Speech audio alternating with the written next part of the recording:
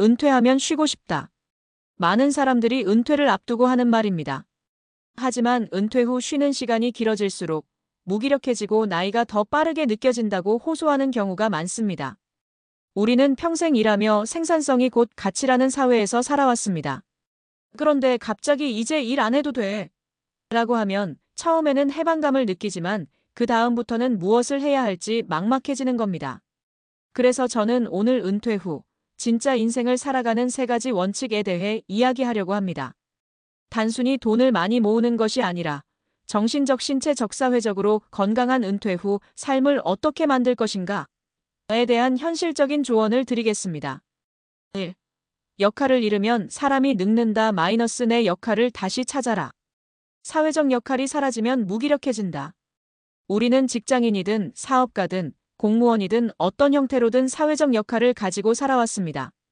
그런데 은퇴 후 이 역할이 사라지면 나는 이제 아무 쓸모없는 사람이야 라는 생각이 들면서 무기력해지기 쉽습니다. 이런 경우를 저는 수없이 봤습니다. 은퇴 후 12년 동안 활력을 잃고 말수가 줄고 집에서 소파에 앉아 TV만 보는 사람들. 하루 종일 인터넷 뉴스와 정치 기사만 보며 세상 걱정만 하다 하루가 끝나는 사람들. 자녀들과 연락이 줄어들고 친구와의 만남도 점점 피하게 되는 사람들. 이렇게 되면 몸도 점점 약해지고 우울한 감정이 들면서 삶이 재미없어지죠. 결국 사회와 점점 멀어지고 병을 얻거나 나는 늙었다는 생각이 깊어집니다. 사례 은퇴 후에도 일을 하며 활력을 유지한 70대 남성. 김영호 가명씨는 71세로 대기업에서 중역으로 은퇴한 분입니다. 처음에는 은퇴 후를 즐기고 싶어 여행도 다니고 쉬었지만 점점 무료함을 느끼며 무기력해졌습니다. 그러다 후배가 형님, 자문 역할로 도와주시면 안 될까요? 라고 제안했고 김 씨는 처음에는 망설였지만 다시 일을 시작하게 되었습니다. 이 과정에서 그는 다시 필요한 사람이라는 느낌을 받았고 삶에 활력이 생겼습니다. 해결책. 은퇴 후에도 자신의 경험을 활용할 수 있는 일을 찾는 것이 중요합니다. 무료 강의, 컨설팅, 자문 활동 등 사회적 역할을 이어가야 합니다. 작은 역할이라도 자신이 할 수 있는 일을 찾으면 삶의 의미가 생깁니다. 2. 몸을 쓰지 않으면 정신도 늙는다. 신체 활동을 유지하라. 은퇴 후 운동을 안 하면 몸이 급격히 약해진다. 은퇴 후 가장 많이 하는 실수 중 하나가 이제는 쉴 때야 라며 몸을 거의 움직이지 않는 것입니다. 운동을 안 하면 근육량이 빠르게 줄고 관절이 약해지고 결국 거동이 불편해집니다. 그리고 몸이 약해지면 정신도 약해집니다. 여러 연구에서 운동을 하면 치매 예방 효과가 높고 우울증 위험이 줄어든다는 결과가 나왔습니다.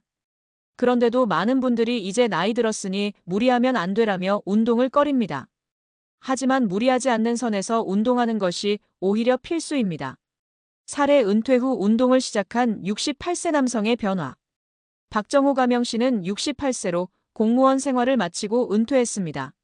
하지만 1년이 지나면서 몸이 무거워지고 기력이 약해지는 걸 느꼈습니다. 병원에서는 근육 감소증이 진행되고 있다고 경고했습니다. 그는 처음엔 10분 걷기부터 시작했습니다. 그리고 점점 늘려서 30분, 1시간까지 걷게 되었고 가벼운 근력 운동도 병행했습니다. 결과적으로 체력이 좋아지고 관절 통증이 줄어들었으며 친구들과의 만남이 늘어났고 기분이 밝아지고 자신감이 생겼습니다. 해결책. 하루 30분이라도 걷기, 스트레칭, 근력 운동을 해야 합니다. 요가, 수영, 자전거 등 자신의 몸에 맞는 운동을 찾아야 합니다. 운동은 몸뿐만 아니라 정신 건강에도 도움이 됩니다. 3. 배우지 않으면 뇌도 늙는다. 새로운 것을 배워라. 나이 들면 배우는 게 어렵다는 편견을 버려라. 많은 분들이 내 나이에 뭘 배우겠어? 라고 생각합니다.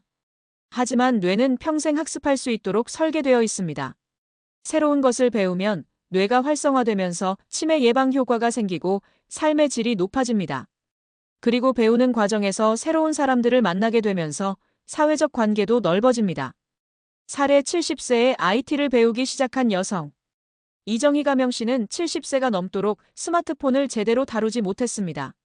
하지만 손주들과 소통하기 위해 스마트폰 활용 강좌를 듣기 시작했습니다.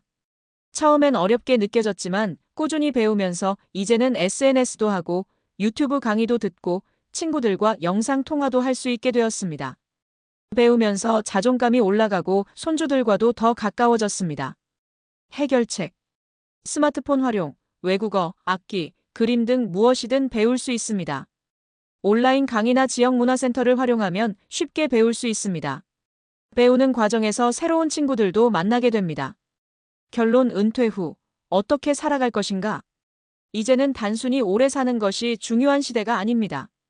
어떻게 건강하게, 행복하게, 의미 있게 살 것인가? 가 중요합니다. 사회적 역할을 잃지 않고 신체 활동을 유지하며 새로운 배움을 계속하는 것. 이 세 가지 원칙을 지킨다면 은퇴 후에도 활력 넘치는 삶을 살 수 있습니다. 여러분은 지금 어떤 준비를 하고 계신가요? 오늘부터 작은 변화 하나 시작해 보세요.